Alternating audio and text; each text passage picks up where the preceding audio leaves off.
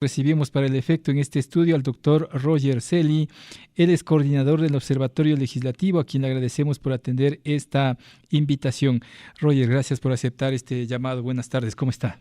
Muchísimas gracias por la invitación, Jorge. Siempre estamos gustosos de conversar con usted y con la ciudadanía. Le hemos invitado, doctor, un poco para ayudar al entendimiento de la ciudadanía, cómo funciona el trabajo legislativo y la política que se circunscribe ahora en un escenario bastante complejo para el presidente de la República, que está ya en proceso de un juicio político que pasó por el filtro de la Corte Constitucional y ahora está en manos de la Comisión de Fiscalización, en medio de denuncias que hablan inclusive de compra de votos, compra de conciencias, que esto no es nuevo, por cierto, en la Asamblea Nacional. Usted, que es un hombre estudioso en materia legislativa, pues nos puede dar fe de aquello. Pero en este escenario, doctor Celi, le pregunto, ¿considera usted que la política llegó a su crisis total o estamos en qué punto, por favor?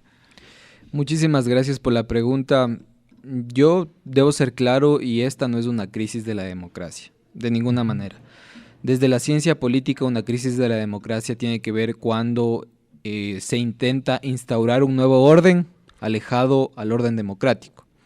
Yo diría que lo que está pasando es propio de una democracia conflictiva. Ahora, ¿qué es lo importante en este contexto? Que así como se presentan problemas de índole institucional en la democracia, por esos mismos caminos se resuelva. Es importante que todos estos conflictos, denuncias y demás se agoten en la Asamblea Nacional, en la justicia ordinaria, porque no a través de protestas, pero siempre dentro del marco democrático y constitucional. Pero no está exento, doctor, de los intereses políticos partidistas de ciertas organizaciones políticas, ¿o sí? Sí, el interés político, el interés por cooptar el poder siempre va a existir. Esta no es la excepción. Claro que los políticos nos dicen, no, mi interés no es el poder, sino es el bienestar de la ciudadanía, pero en el fondo, de siempre, ¿no? Esa es la muletilla y usted la conoce muy bien. Y en ese sentido es importante que la ciudadanía pueda discernir los argumentos. Y ahí vamos a poner un ejemplo al respecto de lo que está pasando. La compra y venta de votos. Si yo le pregunto a la ciudadanía, ¿se han enterado de que hay alguna denuncia por este caso? Yo no he visto. Han expresado los líderes de las bancadas que hay una presunta intención de comprar votos por parte del Ejecutivo, pero yo me pregunto, ¿por qué no denuncian esto a la Fiscalía? Porque es un delito. ¿Y por qué no dan nombres y apellidos, además? ¿Por qué no dan nombres y apellidos? Y ahí nosotros analizamos dos cuestiones. La primera es que los legisladores tienen inmunidad parlamentaria. Entonces, a diferencia de los ciudadanos como usted o como yo, ellos pueden decir lo que quieran. Porque para ser enjuiciados penal o civilmente, ellos tienen que ser levantados su inmunidad parlamentaria. Entonces están protegidos para expresarse de cualquier forma y desacreditar a cualquier persona. Pero en su análisis, doctor, esta denuncia de supuesta compra de conciencias como que apunta a recuperar terreno perdido de los interpelantes y los grupos políticos que lo sientan al presidente para un juicio político. A ver, estamos frente a una búsqueda de apoyo al presidente Guillermo Lasso. Eso se conoce como lobby o cabildeo, que es algo que se hace normalmente en cualquier parlamento. Ahora, ¿cuál es el problema con eso? A diferencia de países como Chile, por ejemplo, que no sabemos quién está detrás, cuáles son los intereses que se juegan y sobre todo cuáles son los operadores políticos o lobistas. Eso en Chile se transparenta. Hay una ley de lobby en Chile que determina un registro de lobistas. Por ejemplo, si usted, Jorge, tiene intereses y es un profesional de lobby y quiere gestionar algún voto para el presidente de la República, pues se registra, hace sus gestiones y demás, y es transparente. No es prohibido, pero es transparente. Acá, el hombre del maletín es una persona encubierta, en secreto, que no se sabe quién es, qué intereses busca, y sobre todo, cuando ya se configura un delito, es qué recursos públicos de entrega a cambio del favor político. Acá es una total opacidad que hace que la ciudadanía comience a desconfiar. Nosotros como Observatorio Legislativo también hacemos un llamado de atención porque no sabemos qué se está negociando por detrás, cuando las negociaciones políticas deben ser transparentes y claras. O sea, en otras palabras, doctor, no está mal que negocien, pero si no el problema es que no lo hacen transparente. No está mal que negocien, siempre y cuando no estén negociando bienes públicos, bienes de recursos públicos, y sobre todo si es que se está negociando sin bienes y recursos públicos, que lo transparenten, que se sepa quiénes son los lobistas que están gestionando intereses en la Asamblea Nacional. Pero sí le podemos mirar esa práctica como para recuperar el terreno perdido que dejó la Corte un tanto debilitado este proceso de fiscalización y también de juicio político. Sí, por supuesto que se intenta que no hayan los votos necesarios. Más o menos son 47 votos que el gobierno debería tener para que no pase el juicio político. 47 a 49 votos. Entonces, usted recordará que en las últimas votaciones en contra del presidente Lasso llegaron más o menos a los 83 votos. Es decir, faltan más o menos 9 votos. Cuando se conoció este proceso, 104 votos, doctor. Sí, pero cuando esa es la diferencia entre una votación con vínculos jurídicos o jurídicamente vinculante de una votación meramente de resolución. Cuando se llegaron los 104 votos fue para aprobar el informe El Gran Padrino. Ese informe pues mucho o poco hacía en la vida jurídica del presidente. Pero cuando se intentó la destitución directa, no sé si recuerda Jorge, ahí hubo 83 votos. Claro. Entonces, si usted se da cuenta, hay un juego de mayorías móviles en la Asamblea Nacional que depende el tipo de votación, votan sí o no. Y hay un problema claro, y los datos no nos dejan mentir, hay más de 20 legisladores independientes que no responden a ninguna bancada. ¿Quiénes podrían inclinar la balanza? ¿Independientes, Pachacuti, Guidé? Los independientes suelen ser los legisladores que inclinan la balanza. ¿Por qué? Usted recordará que se conformó la bancada del Acuerdo Nacional al inicio del periodo legislativo. Que está con el gobierno, en definitiva. Supuestamente, porque si usted ve las votaciones en la imagen del Pleno de la Asamblea Nacional, solo se ve a los 12 de Creo votando en contra o a favor del gobierno. Perdón, a favor o en contra de alguna decisión que le pueda afectar al gobierno. ¿Y dónde están los 13, 14 legisladores que se adhirieron? ¿Por qué no están votando orgánicamente? Entonces son votos sueltos que podrían generar que no hayan los votos para el presidente de la República. Y en la Asamblea Nacional se miden, Jorge, todos los días los votos, porque todos los días podría cambiar la posición de las personas. Ahora, ¿es legal, por decirlo de alguna forma, algo que también los asambleístas de Creo están buscando, negociar los cargos en los puestos directivos y en las presidencias de las comisiones especializadas permanentes, a propósito de que se acerca un recambio en la mesa directiva y las mesas parlamentarias? Sí, esa negociación no es prohibida, porque no estamos gestionando cargos ajenos a la función legislativa. La prohibición está en generar o negociar cargos ajenos, por ejemplo, generar un ministerio, por ejemplo, que se ha escuchado.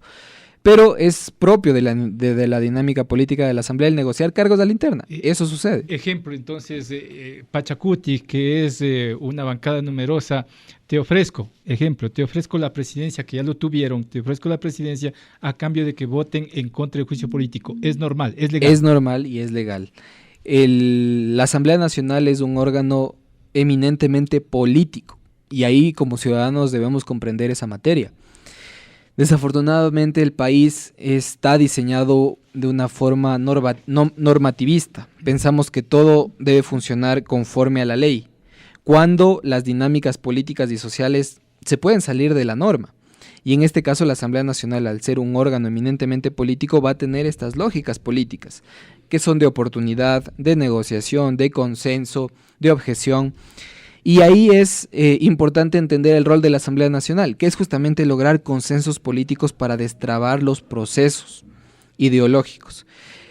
El Pleno de la Asamblea Nacional es un órgano en donde confluyen ideologías totalmente distintas, parecidas, similares, antagónicas, y el profesionalismo, incluso el talento de los políticos debe ser el suficiente para lograr, como digo, destrabar las cosas y avanzar con los temas. Ahora, doctor, la Corte Constitucional da trámite la admisibilidad a este proceso de juicio político, pero no observa o inobserva varios aspectos relacionados a concusión que interpusieron los interpelantes y va por el lado netamente de peculado.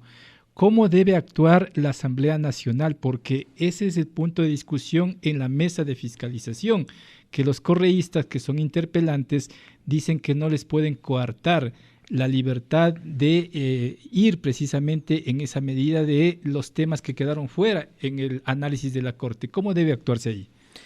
A ver, ahí sí es necesario que nos apeguemos a la ley. Y la ley dice que hay causales determinadas para el enjuiciamiento político del presidente de la República. Y hay causales determinadas para motivar una posible censura de destitución. Una de ellas es el peculado.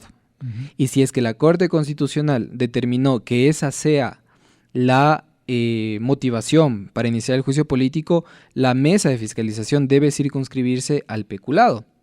No se pueden incluir otras cosas que no sean al respecto de esa causal. Entonces, ¿el presidente de la mesa tiene razón? Tiene razón en el sentido de exigir a los legisladores que están interpelando al presidente Guillermo Lasso que se circunscriban al peculado, porque eso ha determinado el máximo órgano constitucional en el Ecuador. ¿Qué pasa si no se circunscriben a lo que dijo la Corte? Lo que podría pasar es que tal vez no hayan los votos suficientes para aprobar el informe para el Pleno de la Asamblea Nacional. Pero ese informe no es vinculante, pues, doctor. Ese informe no es vinculante, pero es necesario para que haya un debido proceso, ¿no? Desafortunadamente, la Ley Orgánica de la Función Legislativa no establece cómo sucede en los juicios políticos a ministros de Estado que hayan informes de posiciones, por ejemplo. Cuando no se aprueba un informe o no hay los votos para aprobar tal vez un informe que recomienda o no el juicio político, lo que hace la mesa de fiscalización es proponer un informe de posiciones en donde se dice yo dije esto, yo dije aquello, claro, pero no hay un consenso. Acá no, la ley es clara. Exactamente, acá la ley es clara. Podría estar sujetada a interpretaciones y decir, bueno, no necesitamos informe, simplemente vamos a votar, pero habría tal vez un vicio jurídico que podría ser observado incluso por la Corte Constitucional.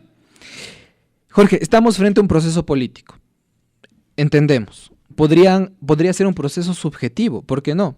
Porque estamos hablando de política y la política también es subjetiva. Pero eso no resta importancia al debido proceso que se debe seguir. En derecho público se debe hacer estrictamente lo que establece la ley, no más allá de eso, no menos de eso, y es lo que debe hacer la mesa de fiscalización. Si eso dice la ley y que se debe presentar un informe, deben avanzar en esa línea. Si es que no, podría ser observado por otros órganos de justicia. La misma Corte puede observar si es que el proceso no se encamina como dictaminó la Corte. Efectivamente, y ahí tenemos un riesgo también. ¿Cuál? ¿Recuerda usted que en los últimos meses hemos visto como deporte de los legisladores y de los políticos el presentar acciones jurisdiccionales, acciones de protección? Esta no sería la excepción. No descartemos que el presidente de la República se encamina a presentar ante la justicia acciones porque se están vulnerando sus derechos, posiblemente. Recuerde usted que hay un proceso ya, digamos, que marca jurisprudencia al respecto de un intento no legítimo desde mi punto personal de vista de destitución de los legisladores por el juez Ángel Indao. ¿Qué pasa si es que la justicia vuelve a fallar en contra de los legisladores? ¿Se acatará? ¿No se acatará? Entonces, más allá de todos estos, digamos, estrategias jurídicas, políticas, por no decir otra palabra más complicada, lo que busca la ciudadanía es que este enredo jurídico no se siga problematizando y que la mesa de fiscalización no vea otras salidas más allá de lo que establece la ley, porque podría generar de nuevo una complicación con la justicia ordinaria y eso definitivamente no sería beneficioso para el país. ¿Pero eso no es intromisión? Exactamente. Se supone que las decisiones judiciales no deben interferir con las decisiones eminentemente políticas de la Asamblea Nacional. Pero volvemos a lo mismo, sucede. Y sucede porque las decisiones de la Asamblea Nacional en muchas ocasiones no están bien sustentadas y tienen duda jurídica, no son confiables por todos estos vicios de proceso que se podrían estar generando. Pero cualquier fallo, si es que se diera obviamente de un juez, ¿no detendría el proceso o sí? Recordemos que en esta presidencia de la Asamblea Nacional, el presidente Saquicela ha dicho que es respetuoso del derecho. Recordemos que hubo una sentencia que incluso le mandó a colocar una placa en la Asamblea Nacional diciendo ningún poder está por encima de la Constitución. Y la ciudadanía podrá darse cuenta de que una decisión judicial es acatada actualmente por la Asamblea Nacional. ¿Se retiró posteriormente? Se retiró por un nuevo fallo. en la misma línea jurisdiccional. Pero lo que quiero decir es que la Asamblea acató. Y si es que hay un nuevo fallo judicial en contra de la Asamblea Nacional, veremos si la institución acata o desacata. Y a propósito del desacato, si es que los asambleístas destituyen al mandatario con argumentos ajenos al dictamen de la Corte Constitucional, ¿la Corte puede destituirlos? La Corte está facultada para destituir a los legisladores. Que voten obviamente en Sí, esa línea. por eso hay la amenaza, entre comillas, de algunos políticos que dicen, cuidado a los legisladores, podrían verse afectados con las decisiones que tomen. Porque estamos en un Estado de Derecho, en donde, si bien es cierto, la Asamblea Nacional es competente para las decisiones políticas, sus decisiones deben estar apegadas a derecho, a lo mínimo que establece la Ley Orgánica de la Función Legislativa, porque es mínimo. Es distinto a un juicio ordinario en donde es más estricto, acá es más subjetivo, impera el principio de oportunidad y demás. Ahora, pero se suspendería la decisión final en el caso ese, si es que la mayoría legislativa toma la decisión de destituir al presidente de la República con otros elementos que no estableció la Corte, ¿no suspende esa destitución del presidente? Entraríamos en una posición en la cual la Corte Constitucional de nuevo tendría un rol, y es determinar qué es lo que vale. Si la destitución del presidente o su decisión de destitución de legisladores. Pero eso tendría que abocar conocimiento inmediatamente. Exactamente. Recordemos que la Corte Constitucional tiene la facultad de priorizar las decisiones que necesita el país, legalmente. Entonces sería inmediato. Ahora, es un tema que es muy, muy delicado, pero que al final... Pero son escenarios, Jorge, ¿no? Claro, son hipotéticos, sí, exacto, que pueden pasar. Eso que quede muy claro para la ciudadanía. Hay otro elemento que también es constitucional y que el presidente tiene como herramienta de utilizarlo en cualquier momento, que es la muerte cruzada. Esa herramienta puede utilizarlo en cualquier instante antes de que el Pleno decida si lo destituyen o no. Sí, en un solo caso, en el caso de la obstrucción al Plan Nacional de Desarrollo. ¿Y los otros no? Los otros necesitan el dictamen de admisibilidad de la Corte Constitucional. Uno de las tres causales. Solo la causal de obstrucción del Plan Nacional de Desarrollo no necesita dictamen, y es el que está en discusión actualmente, y es por el cual posiblemente el presidente active la muerte cruzada. ¿Y en su análisis puede hacerlo o no? Sí, puede hacerlo porque está dentro de sus competencias. Es decir, no necesita luz verde de la Corte. No necesita luz verde de la Corte Constitucional. Es subjetivo, entonces. Exactamente. Es subjetivo, exactamente. Volvemos al tema político. ¿Qué es un Plan Nacional de Desarrollo? Es una política pública que busca determinado cambio en la sociedad.